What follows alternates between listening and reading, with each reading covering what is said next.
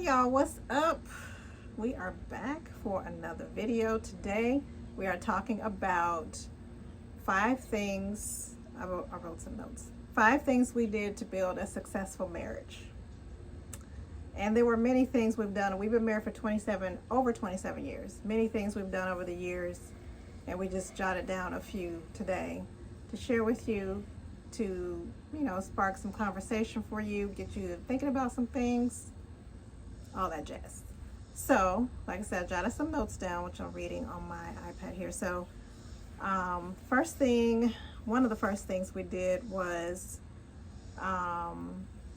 we agreed to never speak harshly to each other. We don't curse at each other. We've never used profanity. Actually, I guess we didn't agree. We kind of just kind of did it. Did it. He didn't really grow up in that kind of environment. I'm from a divorced home, so my mom had spicy language a lot. So I was kind of used to hearing profanity a lot, but we just never did that with each other. No, my parents never, if they did argue, they never argued in front of me and my brother, so I never really, I can't recall them ever, using language or profanity. Matter of fact, when I first heard my dad say a cuss word, I was really shocked. So, and that was probably when I was a teenager. But just looking at people that we know, other couples and things, actually none of our friends even speak harshly, at least in front of us, speak harshly to each other. We think that's a good habit to get into, because when you start to yell and speak harshly, you use profanity, that just gets everybody's emotions all riled up, and you get mad, and then you end up saying more things that are hurtful. So we think it's a good practice to just not speak harshly. Even when you're upset, you can still control your emotions, even when you're upset about something. Basically be an adult and control your language. But that's one of the things we did. We've never spoken harshly to each other. Another thing we did was we made intimacy a priority, because who wants to be married and not have enough sex? Like, where now? Like, how? No.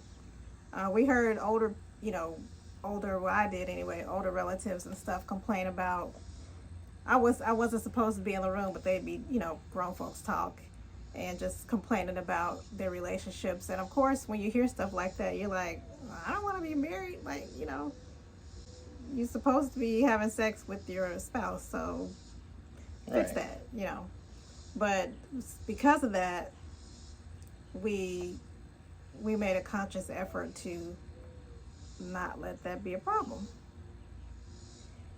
You want to add? No, I just totally agree that, try to make time for each other. And if you get to the point that you have to even schedule it, make sure you schedule time to be together. It's very important. Intimacy really, that's a big wasp. Sorry, y'all, we're outside and it's wasps flying everywhere. Without, I was going to say intimacy schedule, but enough intimacy, you're not going to even want to talk to your spouse. It's very important. Probably one of the most important things you can do for your marriage. So we would suggest that if it's not a priority, you want to get that while it's on the door. Sorry, y'all. He got a bug zapper. He's chasing the wasp now. Intimacy in marriage is very important. Copious amounts of intimacy are better. So keep that in mind. Missed it. Dang. Okay. The third thing we made a priority was to have fun together. We laugh every day. Michael is a very funny man. He is. Dad jokes. Okay, the dad jokes. They're not really that funny. No, we just don't, we don't take things too seriously. I think when we were younger, we used to maybe get more upset about dumb stuff. I can't think of a good example right now, but as we've gotten older, I think we both just roll with the punches. Nothing is that big of a deal. No need to be getting all huffy and upset about stuff. Life happens, things happen. Right. We try to make sure we have a good time, and we do laugh about something every single day. That's like key. So laughter. Sometimes I try to send a joke out once a week if I can, or something funny, but we have when he says send out, we have a group chat with our kids, our children, our young adults. Actually, our oldest daughter just got married, so now her husband is in the group chat. Our kids, our new son-in-law, and he and I, and so he will send funny videos, or he'll send jokes or whatever. But it's very important. Laughter is an important part of life and marriage. Right. So that's one of the things I think that's helped us a lot. Yes. The fourth thing we did was we made increasing our income a priority. What you pay attention to in your life and in marriage, that's what you'll kind of focus on and make a priority. So you got to have money to live. If you don't even have a plan to increase your income, that's going to be a problem. And did you know, I wrote this down, that the Bible says money is the answer for everything. It is in Ecclesiastes chapter 10, verse 19. The whole verse says that a feast is made for laughter, wine makes life merry, and money is the answer to everything. We have been broke before. We were very broke when we first got married. Thankfully, we are not broke anymore, but being broke and now non-broke, we can tell you that not being broke is way more enjoyable than being broke. Not having enough money, it causes so much stress in your marriage. Just being broke is just not fun. Having money allows you to help other people as well as improve your lifestyle. So, but you do have to have a plan. It's not just going to happen, or, betting on playing the lottery, stuff like that. That's not a plan. You have a plan, whatever works for you and your life and where you are right now. But you have to be intentional about that, and make it a priority.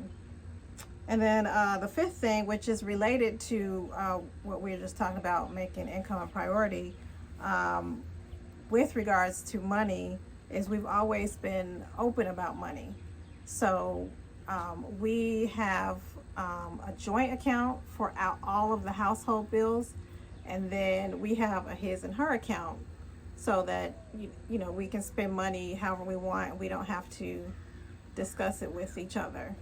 But everybody needs to know what's going on. I manage the bills and stuff in our house, but he has access to everything. He knows everything that's going on. Nobody's kept in the dark about anything. And again, that's just being intentional. What you pay attention to usually will grow and flourish. So money, again, very important. Be open. And if you have problems talking to each other about money, maybe you have some other underlying trust issues that we would suggest you get counseling for, because you're hurting your marriage when you're not able to speak openly about money or intimacy or anything really.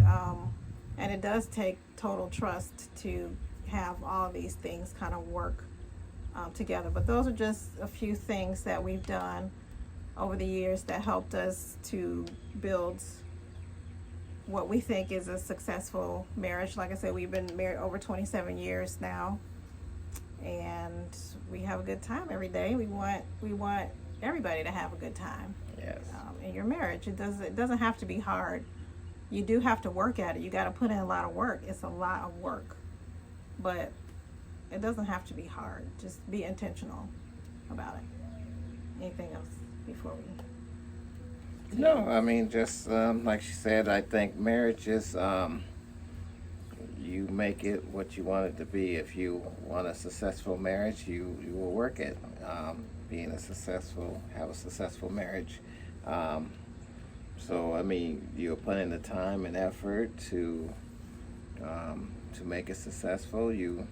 I mean, just like anything else that you want in your life that you want, you got to put in time to make it work. So I think marriage is one of them, and I think that's what kept us together for this long, 27 years, and that we have worked at our marriage and continue to work at our marriage. I mean, that's a nonstop. Yeah, it's a daily practice. Daily practice. So learning something each day and continue to grow. Yes. So please comment below and let us know what you think about our tips.